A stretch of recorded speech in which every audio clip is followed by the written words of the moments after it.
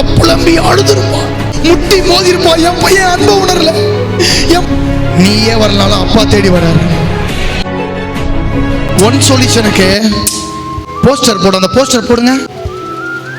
தகப்பன் அன்பை விட்டுட்டு பாவத்தை செஞ்சுட்டு தகப்பன்கிட்டயும் போக முடியாம தானும் வாழ முடியாம பன்னி மேய்க்கிற இடத்துல நின்று அழுது இந்த கதறலை இவன் நினைச்சுக்கனா அப்பா விட்டு போனதால அப்பா அன்பு மாறிச்சின்னு, அப்பா சொத்தை அழிச்சதால அப்பாவுடைய அன்பு மாறிச்சின்னு, அப்பாவுக்கு விரோதமாக கெட்ட பேர் வாங்கி கொடுத்ததால அப்பாவுடைய அன்பு மாறிச்சின்னு.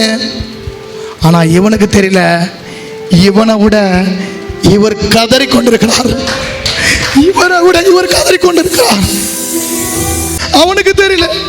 அப்பா வந்து மனுஷன் போல நல்லது பண்ணா நல்லது பண்ணுவாரு, கெட்டது பண்ணா கெட்டது பண்ணுவாரு. உன்னை என்னைய மாதிரி மாத்தி பேசுறதுக்கும், நீ நல்லா இருக்கும் போது நல்லா ஜபிக்கும் போது ஒரு மாதிரி இருக்கிறதுக்கும், நீ நல்லா ஜபிக்கலாம் நீ கெட்டத ஒரு மாதிரி இருக்க. அப்பா ஒரு மனுஷன் அல்ல. நான் விசுவாசிக்கிறேன், அப்பா இவனுக்காக புலம்பி அழுதுருப்பான், முட்டி மோதிருப்பான். என் பையன் அன்பை உணரல, என் பையன் நேசத்தை உணரல.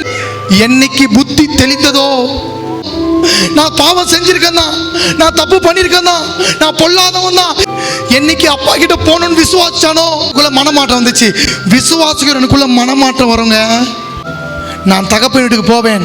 தகப்பன் வீட்டுக்கு போகும்போது அந்த செனரியோ வச்சிருங்களேன். நான் நினைக்கிறேன் அவன் அந்த தெருவுக்கு வந்திருப்பான். அந்த தெருவில் அந்த அரண்மனை கிட்ட வந்தோடனே வேலைக்காரனை ரிஜெக்ட் பண்ணிட்டான்.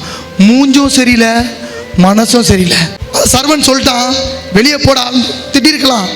அப்பாவுக்கு தெரியும், ஒவ்வொரு நாளும் பர்ணமால் நின்று ஒரு நாள் என் பையன் வருவான். அவன் செய்கிற தப்பு இன்னைக்கு அவனுக்கு சந்தோஷமா தெரியலாம். ஒரு நாள் கீழே விழுவான். ஒரு நாள் கீழே விழும் போது அவன் என்னை தேடி வருவான்.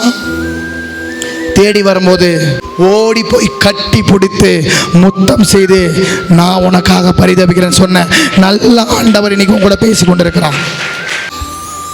இந்த பிரசங்கத்தின் நோக்கம் என்ன தெரியுமா? நீயே வரலாலும் அப்பா தேடி வராரு. இந்த பிரசங்கம் ஆண்டவர்கிட்ட போடால, அவரே உன்னை தேடி வந்திருக்கிறார். ஏதோ ஒரு காரியத்தால் ஆண்டவர்கிட்ட போயிட்டீங்க. இந்த சரணம் சொல்லுது, இயேசு உன்னை அழைக்கிறார். எத்தனை பேரை விட்டு வர போறீங்க? இயேசு அழைக்கிறார், இயேசு அழைக்கிறார்,